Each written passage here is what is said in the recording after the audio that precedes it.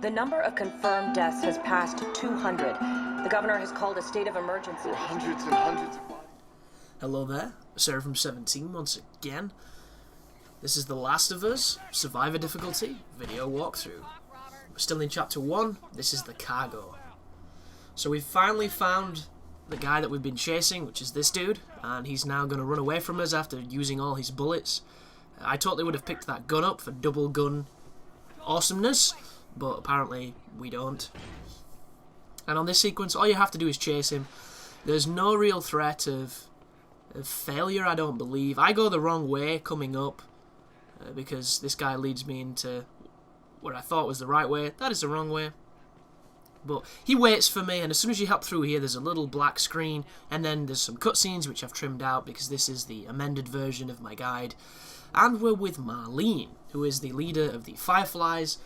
The Fireflies are resistance members who are fighting the organised governments and the military that are essentially controlling a lot of these zones, these so-called safe zones, these interesting places that you're going to see quite a lot of. And one of the things in the story that I never really understood too much was the kind of the conviction for the Fireflies.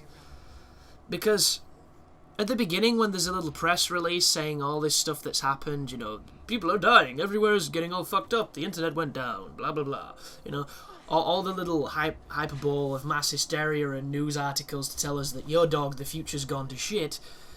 It mentions that a rogue terrorist group known as Firefly take responsibility for the attack. And I don't know if that's them just saying that because they want to be shown as rebels against this cause, but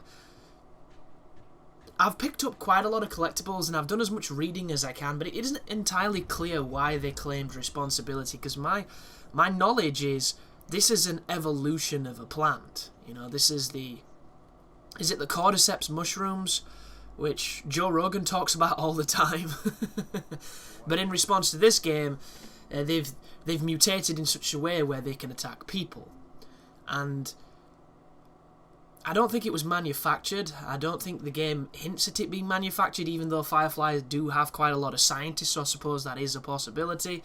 But I just had this cognitive dissonance of this company claiming responsibility for this virus, this infection, and then them trying to cure it. So I've probably got that completely wrong, and I have no doubt that somebody already knows all the story significantly better than I do on my 2 playthroughs, and will be typing feverishly in the comments to correct everything I've just said. But it did seem kind of strange to me. But right now, we're with an extra character, so there is 3 of you at this moment, and this game handles, you know, multiple NPCs quite well. I do have a few nitpicks with it. The first one is you rely on sound a lot on this game. Sound is the most important aspect of it. Listening mode is deactivated on this difficulty, and at first I thought that was going to be a really bad thing, but it turns out I actually play better when I don't have it. Which sounds insane, I know it does, but it's true.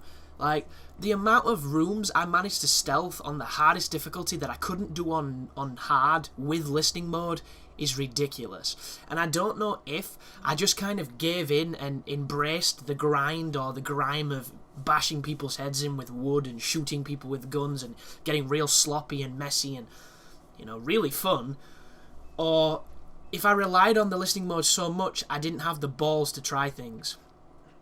So without it, I managed to be a ninja for some reason. I don't know why. I don't know if it made me more ballsy. But that's a good thing. It's a cool thing. And it definitely makes it more interesting when you're being hunted by humans especially. Because the humans flank. And they flank really intelligently and really just devilishly at times. And I'm glad it's that way. Because those encounters are going to be kind of like Dark Souls when you replay them. They're going to be different every time. Because the humans respond differently. The enemy's patterns and movements, for the most, are dictated by them. They do move in a general vicinity, but a lot of the times it seems, especially with clickers and the infected, that they can kind of do their own thing. You know, it's almost like there is a decision or a scripting that goes on that allows them to navigate themselves.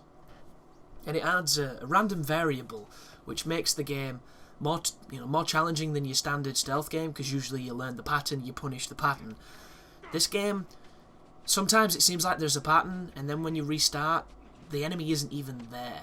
So there's a couple of instances where you're definitely going to get yourself into some interesting situations, and I will no doubt get accused of this guide not being on survivor difficulty because of these monsters didn't do this, or this guy wasn't here. Because I'm still getting comments saying, you know, your Hitman guide isn't on hard because this dude wasn't here. Because these people don't have the knowledge to see that AI is something that is adaptive. And a lot of times when they program these paths and when they program the AI in the complicated ways that they do, it allows for divergence. You know, divergent paths through levels, so that it's not the same every single time. So you pointing out that a guard is not where he's supposed to be because he was there on your game is the equivalent of saying, you know, oxygen doesn't exist because we can't see it. Unless it's sprayed out of a tank at, you know, high pressurized measures. Which you probably can't even be seen then, it's just video games giving you a visual input so you can shoot it and blow people up, because, you know, your dog shooting barrels is explosive and shiz. But that sequence there, throw a couple of bottles, throw whatever you can to get around the guards so you can come down here to the hideout, and it makes it significantly easier. There are certain parts of this game where I would definitely advocate stealth, but at the same time there are moments where it is physically impossible to do so, and the game is kind of cruel in that regard. Because you can stealth through maybe 5 to 10 enemies in a pretty big area, and then you'll walk through a door, trip an invisible tripwire, and then everybody knows where you are. Not a fan, Naughty Dog, that shit is not cool. But it happens on 2 occasions that I can think of, which I am going to warn you of before you get there. And it's just bullshit. It's so much bullshit, because I thought this game was going to give you the choice of pure stealth. I did, and it doesn't. And I've already mentioned this, that I tried to play the game that way, and I wasn't having any fun, guys. I was getting frustrated. You know, I wasn't getting any of the satisfaction of doing areas because, you know, I wasn't doing the visceral kills. I wasn't having the close encounters. I wasn't, you know, getting into the heartbeat situations. I was just Sam Fishering my way through the game, and every so often it'd mess up and I'd run, but it wasn't fun. And I think I can understand why they've put those sections in where you have to do some fighting, because this game comes alive when it's a struggle, and the survivor mode is a perfect struggle, even though I think hard is perhaps the better difficulty. But thanks for watching, and you take care now.